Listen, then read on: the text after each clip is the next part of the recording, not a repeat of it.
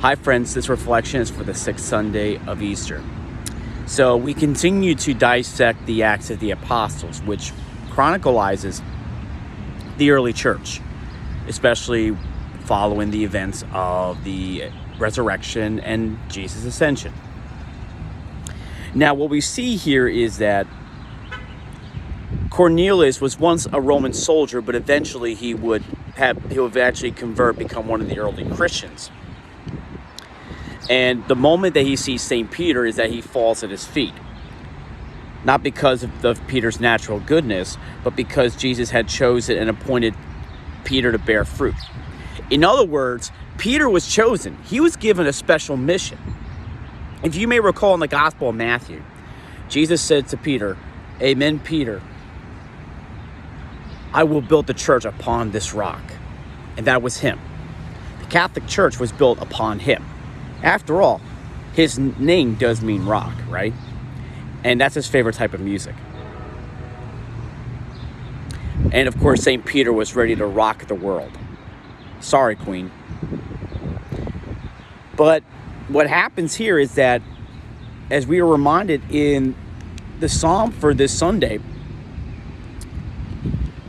we are reminded that the Lord revealed to the nation his saving power.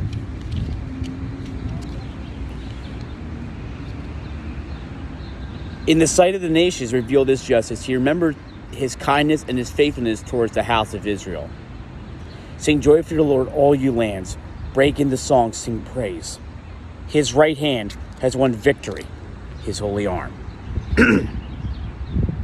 I think when we look at this reading, friends, is that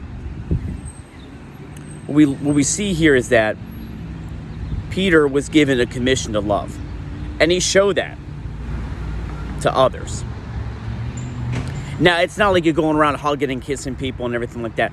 But I think with the love that we talk about, as we also see in the Gospel of John, and he gives a really good emphasis on that, which takes place in the events leading up to the passion, death, and resurrection of Jesus, in which Jesus says, "I give you a new commandment, love one another." Now, in the other Gospels, yes, he does talk about that. Loving your enemies, being good to those who hurt you, and what have you. But what does it mean to love? St. Thomas Aquinas reminds us that love is wanting the good of the other person, to paraphrase his famous line.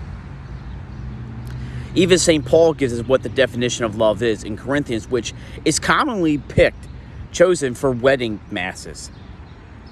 And of course, our Protestant brethren, they pick that reading as well. Now, of course, there are things, people misinterpret the meaning of that, to fit their own agenda. That's not how it works, friends. I'm sorry. Especially those of you who are looking for truth. I hope you find it through this video, let alone the readings. But I think if there's one thing we have to understand what love is more than just, saying, "I love you." We may say it through our words, but we have to say it through our actions. For spouses, maybe the spouse is maybe stretched thin with work or what have you. Maybe you want to do an extra chore for that person. For the sibling, maybe you want to help that other sibling who's struggling with math, maybe with their homework. Maybe there's a sibling maybe there's someone that's going through a hard time. Maybe they lost a loved one. Maybe they lost a job. Maybe they lost the meaning. They lost what life really means over a given situation. That maybe you want to be that person, to be there for that person. That's what love is. Love is all that. Love is about when you want to be there for someone, when you want to put others first and yourself last.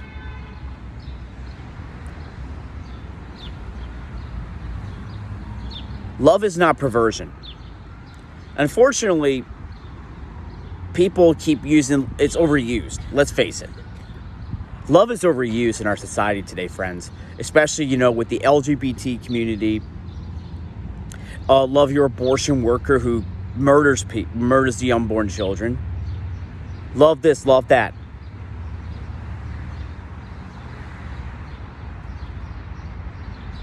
And if you're expecting for me to tell you that God is love, I'm not a Protestant minister. I'm sorry. But what I will tell you is God shows us what love is through his words, deeds, and actions. One of my favorite lines for this Sunday's gospel actually is John 15:13. No greater love than to lay down your life for your friends. And we see that a lot for people in civic service like police, fire, day in and day out. They don't know when their last day is going to be. They don't know when that moment's going to come when they have to lay down their life for the protection of the community. For those serving in the armed forces, they don't know when that day is when they have to take a bullet for their comrade, or going in to save a soldier who is left behind at the risk of his or her own life. That's what love is right there.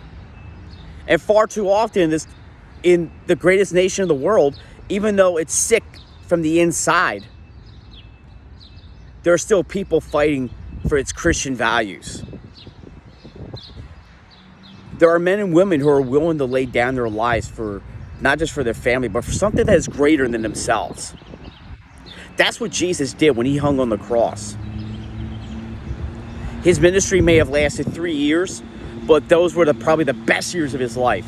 Let alone the fact he passed on the wisdom and the knowledge of God to 12 men. I should rather say 11. I don't like to count Judas, but I'd rather count Matthias. Okay, maybe I will count Matthias as opposed to Judas. The 12 men. And those 12 men, they passed on that knowledge to more men. And it grew. That will later become the one holy Catholic and Apostolic Church. And it's still alive today, friends. And we can make the church fully alive through our word, deeds, and actions. We put love into action more. Another word for love is charity. And as a Knight of Columbus, I'm called to live out the virtue of charity every day. Whether it be to give a meal to someone, visiting someone who is sick, comfort those who are mourning, instructing someone who may know little to nothing about the Catholic Church, forgiving people who hurt me. There have been times I have been hurt. Most recently by someone who has bearing false witness against me. And to that person that may be watching this, I forgive you.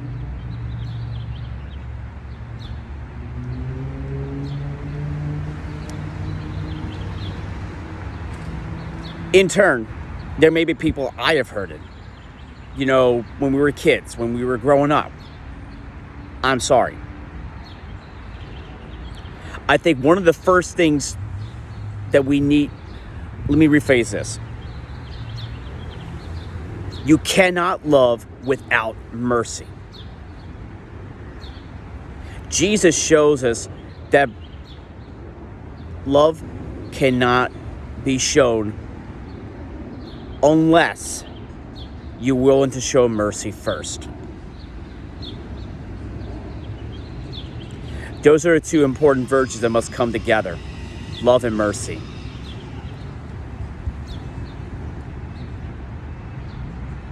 Friends, how do you plan to lay down your life for someone? Whether it be family or friends.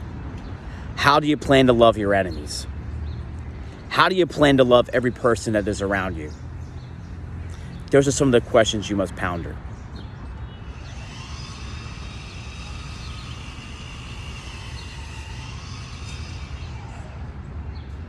Happy Easter, friends. Love one another. God bless.